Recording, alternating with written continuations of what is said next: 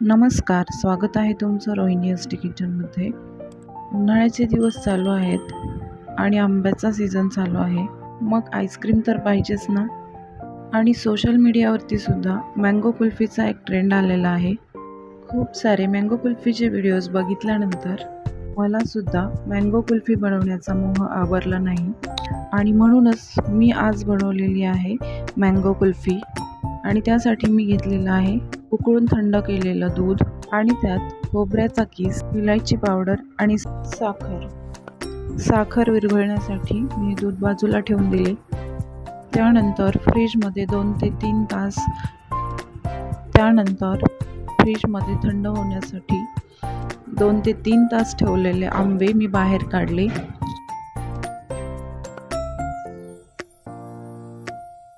त्यानंतर चाकूच्या मदतीने मी आंब्याच्या वरचा भाग काढून घेतला आणि आंब्याची कोय बाहेर काढताना ती व्यवस्थित काढून घ्यायची आहे. आंब्याच्या कोयीचा गर बाजूला काढून ही कोय अलगद बाहेर काढून घ्यायची आहे आणि तयार केलेले दुधाचे मिश्रण या आंब्यामध्ये ओतायचे आहे. यामध्ये जेवढं बसेल तेवढं दूध टाकून आंब्याच्या वरचा भाग जो काढून ठेवलेला होता तो जसा आहे तसा ठेवून द्यायचा आहे.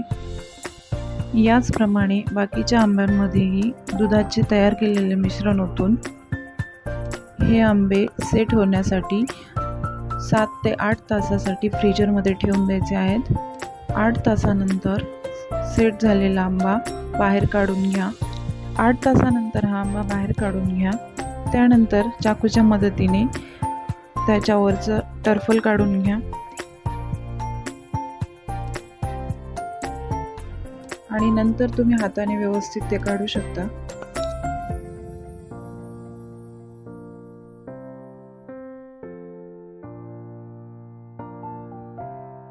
एकदा का या आंब्याचं टर्फल काढून घेतलं की व्हिडिओमध्ये दाखवल्याप्रमाणे त्याचे स्लायसेस करून घ्या आणि मँगो कुल्फी तयार आहे. तुम्हाला या मँगो कुल्फीचा व्हिडिओ कसा वाटला ते कमेंटमध्ये नक्की सांगा आणि माझ्या चॅनलला सबस्क्राईब करा. आणि कुल्फीसाठी जे मी दूध घेतलं होतं ते अंदाजाने घेतलं होतं, त्यामुळे ते थोडं जास्त झालं. थोडासा आंब्याचा गर मिसळून मी ते दुधाचं मिश्रण फ्रीजरमध्ये सेट होण्यासाठी ठेवून दिलं, तर त्याची छान अशी कुल्फी तयार झाली. त्याचबरोबर या आंब्याच्या टरफलांचं मी काय केलं तर ते तुम्हीच बघा.